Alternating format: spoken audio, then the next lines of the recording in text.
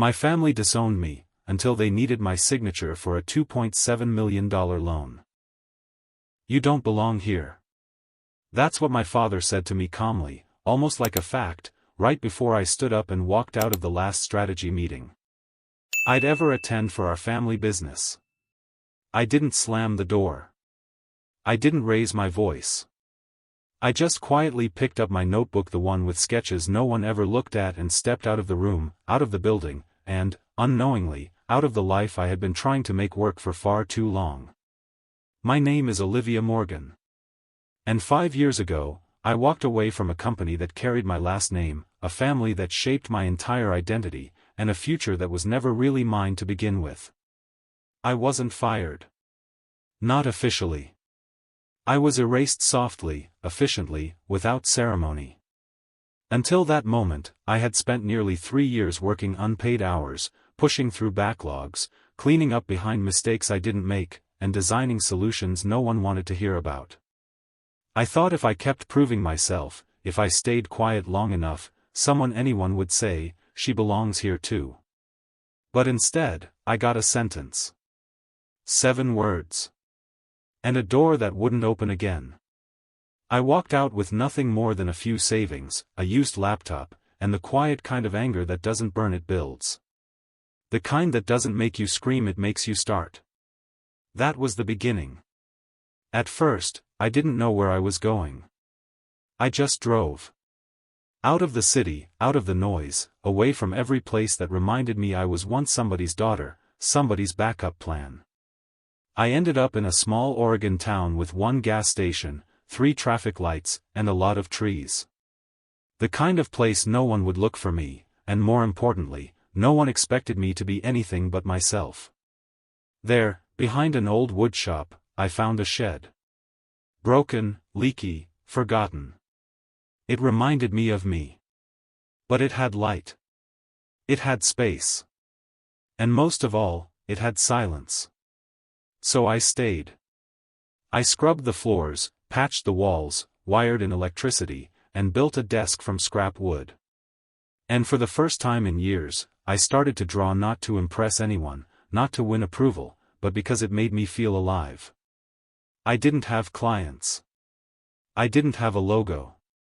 But I had clarity.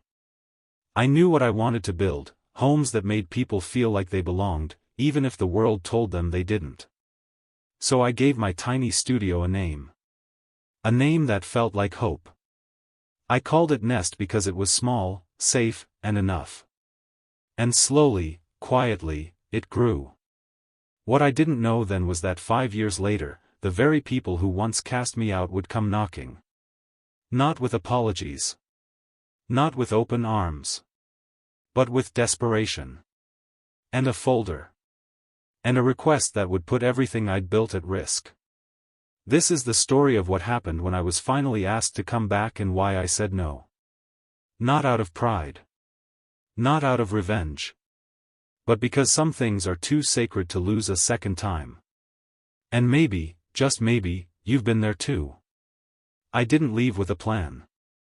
I left with $17,842 in my account, a second-hand car, and a tired heart that no longer had the strength to chase approval. I drove until the highways got quieter and the buildings gave way to fields. Until the air smelled like pine instead of asphalt, and the people at the gas station didn't look at me like I was someone who needed to prove something.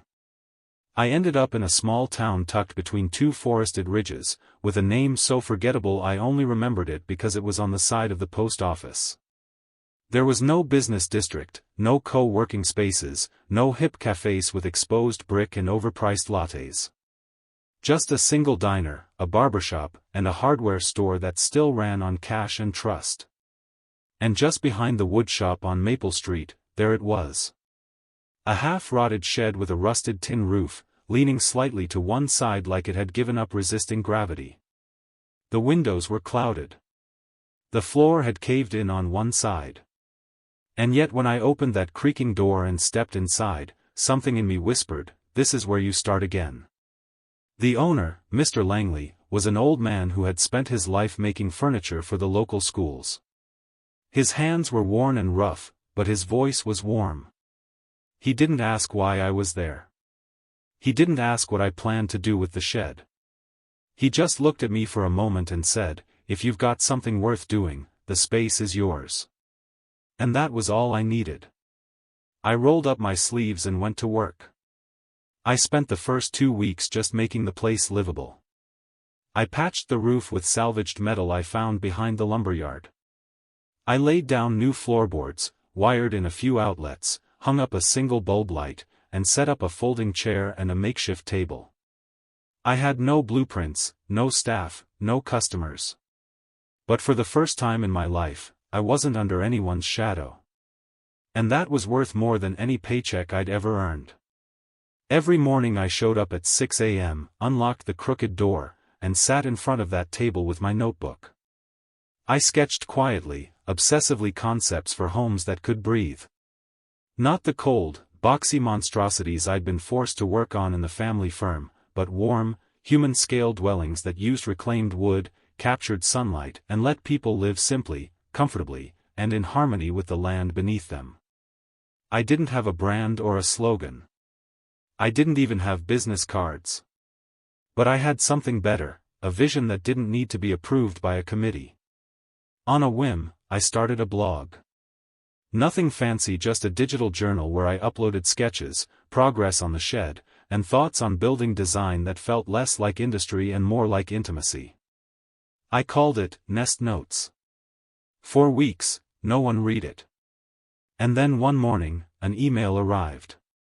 It was from a couple in their late 50s. Retired teachers. They'd stumbled across my blog and had been holding on to a hand-drawn sketch of their dream home for over 20 years. They said, "We're not looking for anything fancy.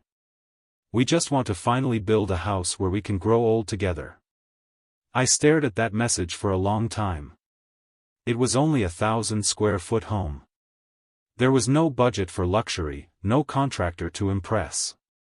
But that wasn't what mattered. They were giving me a chance. A chance to build not just a structure, but a new version of myself. Their names were Linda and Carl Brennan. They drove up in an old Subaru, the kind with faded paint and bumper stickers from national parks across the country. Carl wore a flannel shirt with sleeves rolled past his elbows, and Linda had her silver-streaked hair tied in a loose braid. They stepped out of the car holding hands and a single folder between them weathered and frayed at the edges. Inside was a dream they'd been carrying for nearly 30 years. A modest one-story house.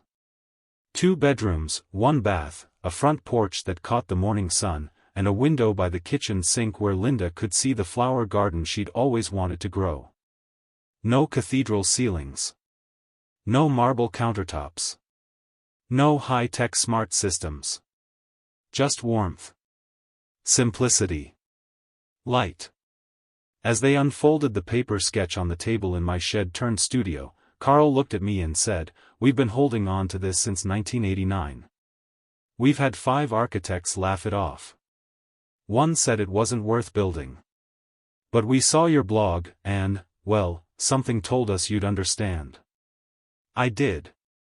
I understood it completely. Because I, too, had once held a vision no one took seriously.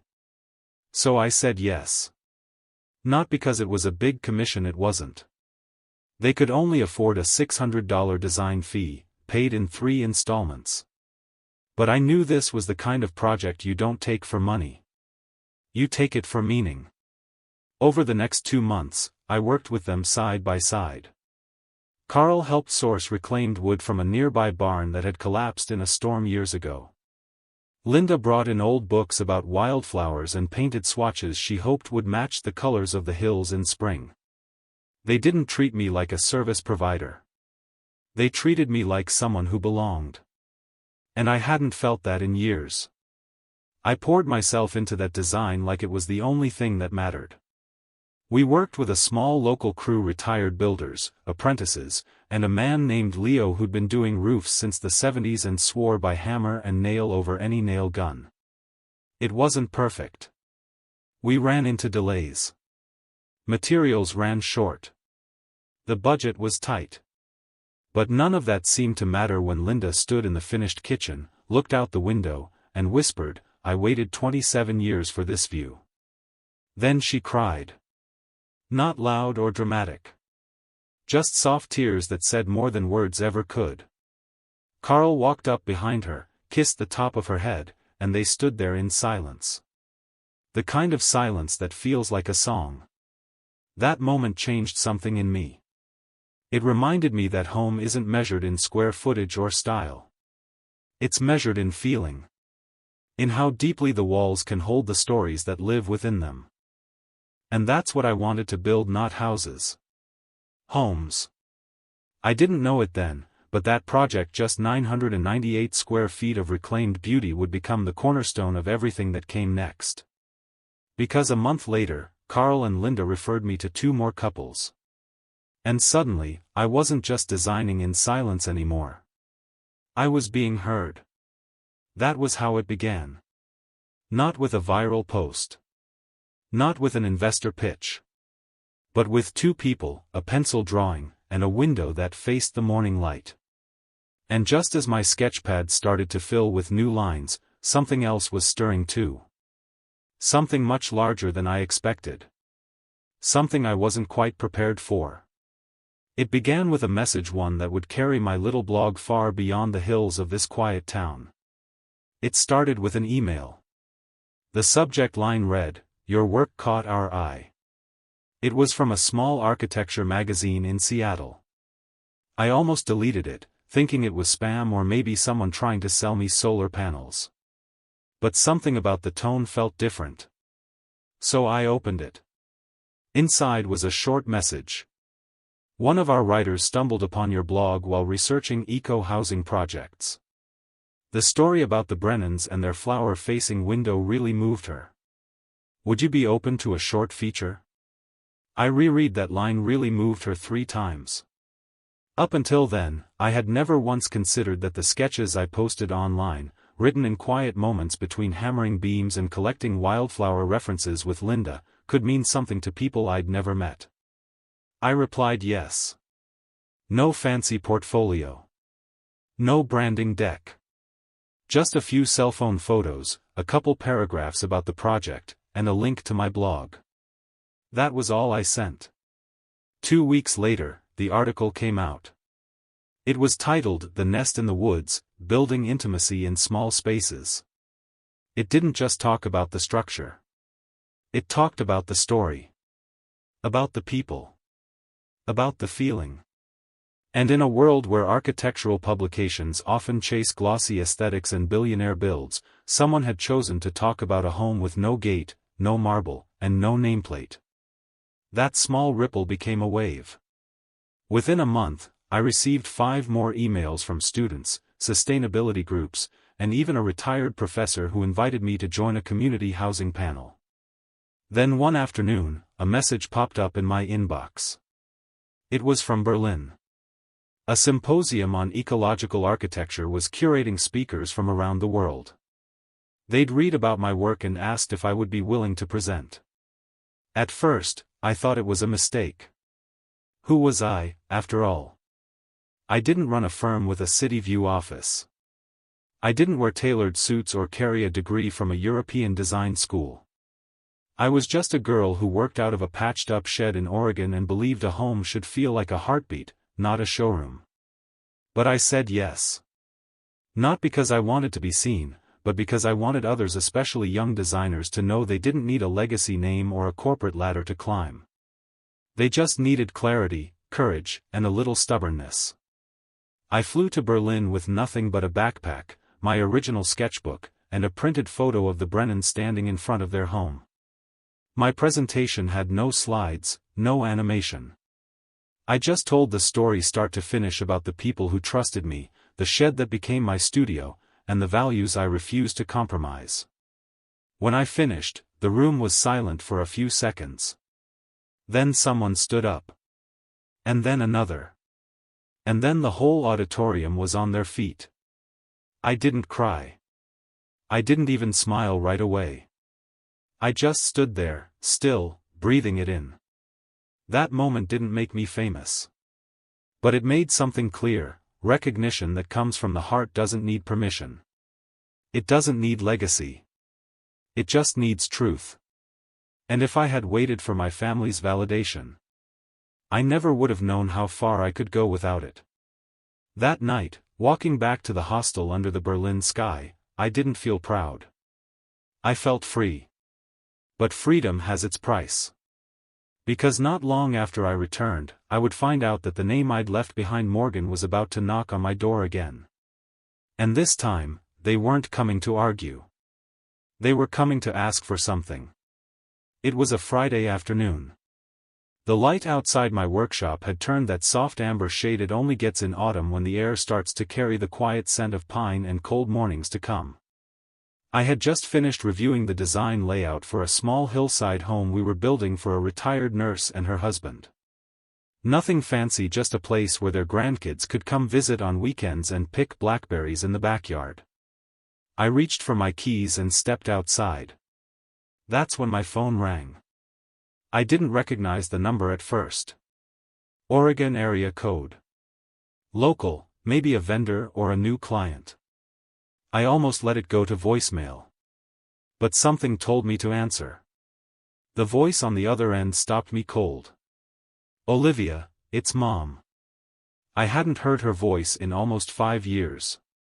And in that one sentence, it carried everything: guilt, urgency, and something else I couldn't quite place, something fragile. I didn't speak. I just waited. She continued, gently but directly, like someone trying not to break something already cracked. "Your father had a stroke. Last week. He's in ICU now. They're not sure yet how much function he'll recover." Silence. Then came the second part. "Your brother, he's overwhelmed. The company. Olivia, they're talking about lawsuits. Missed contracts. Breach of terms. Assets frozen.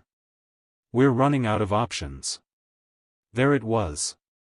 The real reason for the call. She paused. A long pause. Then finally said it: "Can you help? Just temporarily. They're asking for someone to co-sign a bridge loan. It won't affect you, just a signature. Just until we stabilize." I stood still in the gravel driveway, fingers tightening around the keys in my hand. Not because I was surprised. But because somewhere deep down, I had always known this moment might come. The moment where they would need me. Not my voice. Not my values. Not the home I'd built with my own 2 hands. But my name. I didn't respond right away. I told her I'd think about it. That I had to go. She didn't cry. She didn't plead. She just said, "We wouldn't ask if it wasn't serious." That night, I couldn't sleep. I sat by the window in my quiet house, staring out at the silhouettes of trees swaying in the wind. My tea went cold in my hands. I thought about the years I spent chasing their approval. The meetings where my ideas were brushed off. The time they laughed when I suggested a low-cost, modular housing model for disaster relief, said it sounded like a charity, not a business. I thought about the day I left, my father's voice still echoing, "You don't belong here." And now, they wanted me back. Not for a reunion. Not for healing. But because I had something they needed. That realization didn't hurt like I thought it would. It just felt clear. Like glass shattering and letting the truth pour in. The next morning, I drove to the hospital. Not out of obligation. But because I needed to see it for myself. I stood outside the ICU room, looking through the thick glass at a man who once defined my every decision, now lying motionless, hooked up to machines, one side of his face drooping with the weight of time and consequence. I didn't go in. I just watched. And in that moment, I knew this story wasn't over yet. What they were about to ask of me would go far beyond a simple favor. And the next conversation would test not only my boundaries but everything I'd built since walking away. The hospital cafeteria smelled like old coffee and overcooked oatmeal. I sat by the window with a paper cup in my hands, watching the clouds drag themselves across a gray morning sky. My mother had asked to meet me there, said it would be easier than talking in front of the machines. She arrived on time. A thin coat wrapped around her shoulders, a folder tucked tight under her arm. She looked tired. Older. But there was still that familiar urgency in her eyes. The kind I'd seen too many times growing up when she needed me to understand, for the sake of the family. She didn't ask how I'd been. She didn't ask about my work or my life. She just sat down, opened the folder, and slid it toward me. "It's just temporary," she said softly. "We need a signature. You don't even have to do anything else." I looked down. The papers were standard loan documents except for one section. Collateral. My eyes stopped cold on the words, Green Nest Studio. I blinked, reread it. No. I wasn't imagining it. They weren't offering the company building as security. Not the house. Not the land. Not even a portion of the family firm. They were offering my company. My home. The business I built from a shed with my own hands. I looked back at her, voice low, clipped. "You're putting Green Nest up as collateral for a $2.7 million loan?" She didn't answer at first. She just adjusted the folder, as if maybe I hadn't seen it right. A moment later, a familiar voice cut in from behind. "Olivia. Relax. It's just paperwork." I turned to see Nathan, my younger brother, walking toward us, sleeves rolled up, phone still in hand. He looked like someone who hadn't slept, but he still wore that air of effortless confidence. Like the mess didn't touch him. "As long as your name's on it," he said casually, "the bank approves it faster. It's a bridge loan. 3 months. Tops. You pull out before any payments due." He smiled, as if that explained everything. I let out a laugh. It wasn't loud. But it was the kind that carried weight. The kind that says, "You've got to be kidding me. You think I'm stupid enough to sign away the only thing I have just to clean up your mistakes?" He blinked. His smile faltered, just a little. My mother reached out, palm up. "No one's trying to take anything from you. It's just that, the other assets, they're complicated right now." That's when it clicked. I closed the folder and looked straight at her. "They're gone, aren't they?" She didn't respond. Just glanced barely perceptible at Nathan. And I knew. The house had been remortgaged. The land, tied up in legal battles. The company, what was left of it, was a shell held together with debt and denial. There was nothing left. Except Green Nest. The one thing they didn't build. The one thing they didn't believe in. Until now. I stood up slowly, sliding the folder back across the table. My name isn't a shield. It's not a shortcut.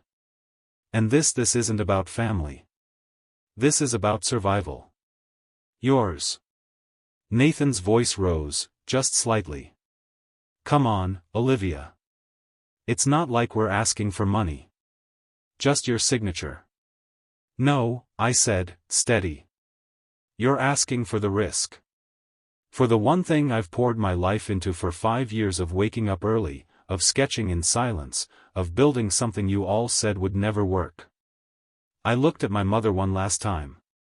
"You didn't come because you missed me. You came because you ran out of options. And the truth is, you never wanted me to succeed.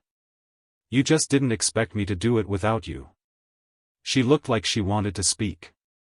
Maybe to explain. Maybe to beg. But I didn't wait.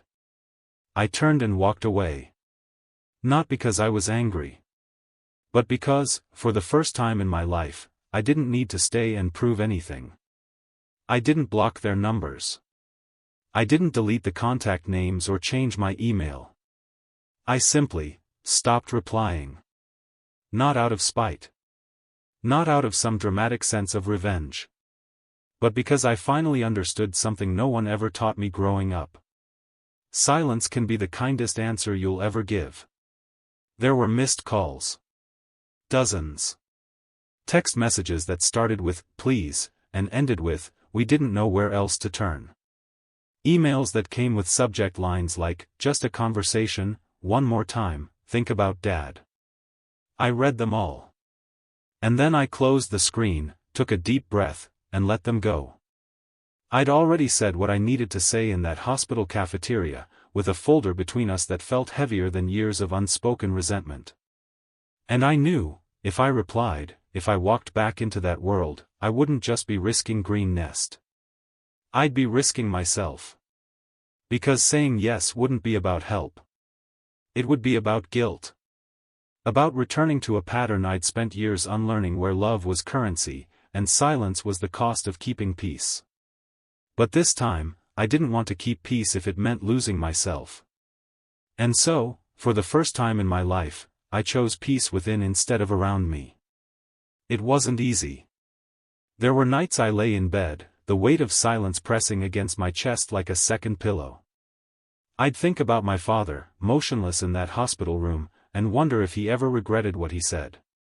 I'd remember birthday dinners, burnt casseroles, Sunday afternoons in the backyard when Nathan and I still played like siblings.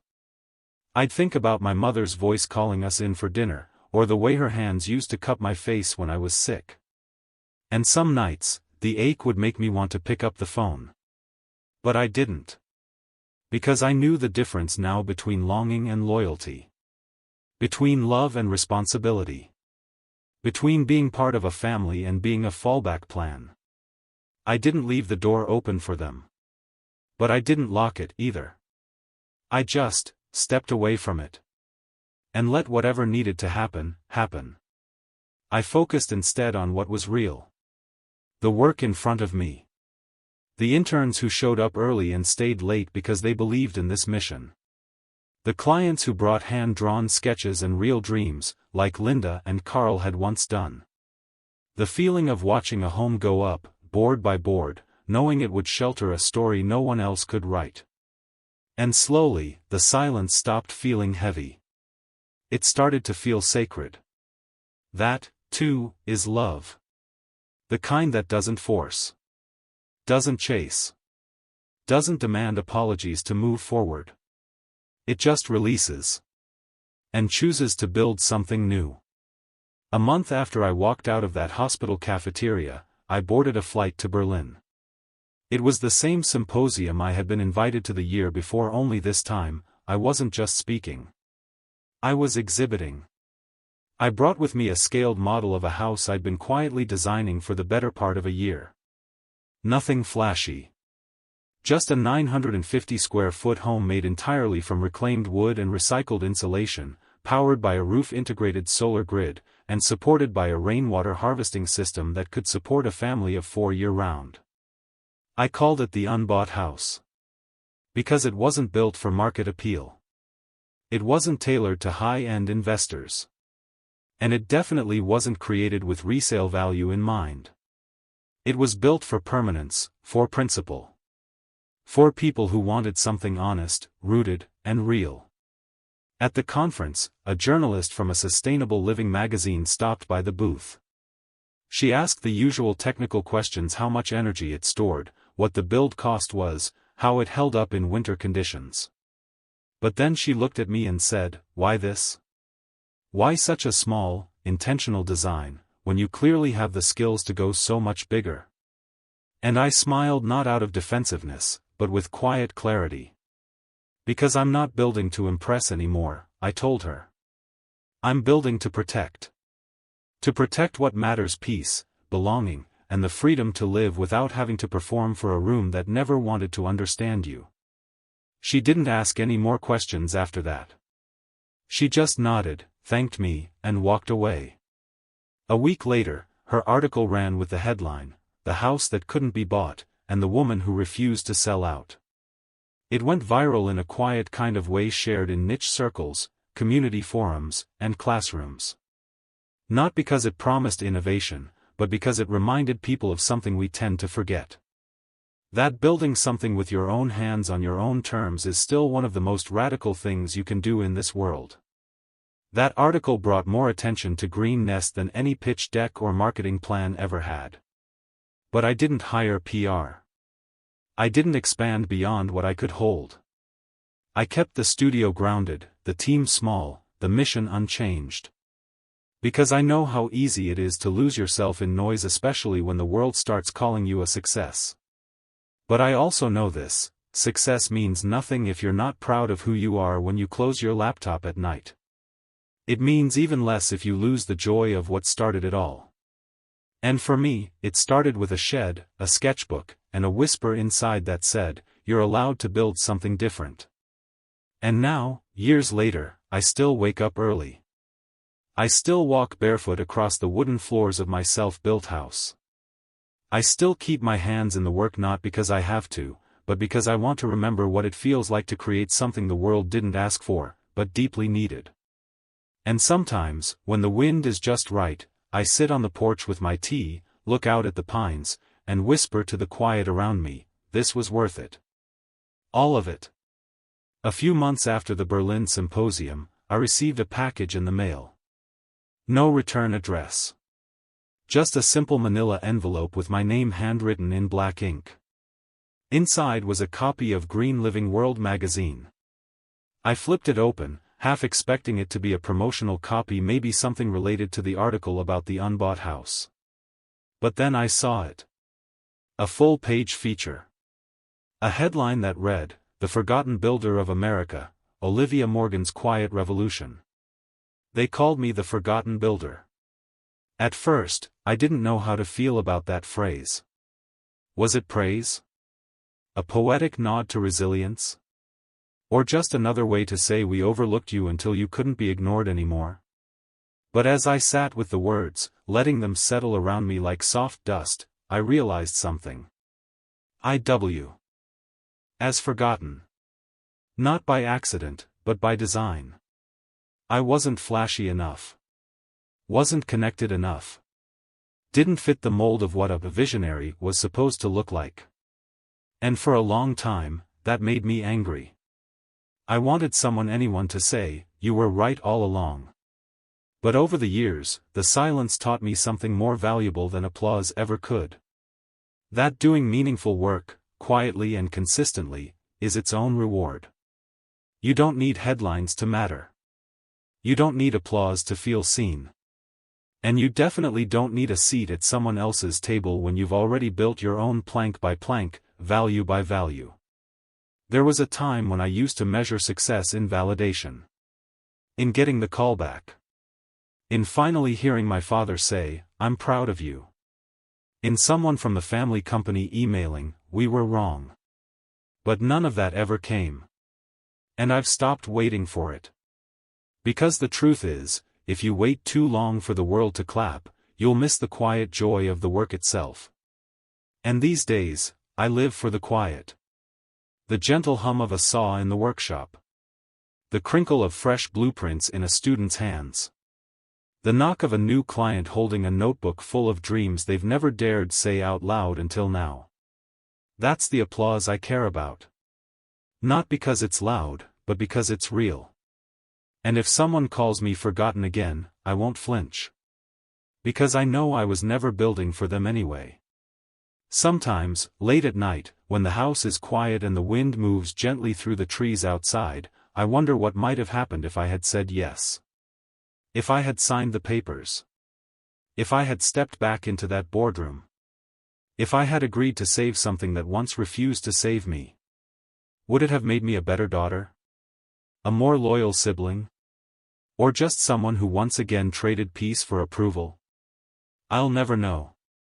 But here's what I do know: I've watched too many people say yes when they wanted to say no.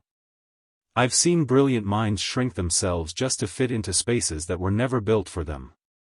I've seen hearts get quieter and quieter, until they forgot what they were beating for in the first place. And I promised myself I wouldn't become one of them. So when the moment came, I said no. Not loudly. Not bitterly. Just, clearly. Because the most powerful word you can ever learn to say with love is, enough. Enough trying. Enough waiting. Enough handing your worth to people who treat it like it's negotiable. I didn't say no out of anger. I said it out of self-respect. And I said it knowing that it might make me the villain in someone else's story. But finally I was the hero in my own. So now I want to ask you something. Not as someone who's figured it all out. Not as someone with a perfect life or perfect answers. But as someone who's stood at the edge of the very question you may one day face. If your family, your past, or the people who once dismissed you came back asking for everything you've built, would you say yes? Or would you choose yourself? I hope you never have to make that choice. But if you do, I hope you remember this. Pride won't feed you. But it will keep you standing. And sometimes, that's more than enough. Thank you for listening to my story. If it touched something in you, feel free to share your thoughts in the comments. I really do read them. And if you know someone who needs to hear this, send it their way. Maybe it'll give them the courage to say their own version of no. I'll see you again in the next story. Until then, keep building. With both hands. And one heart.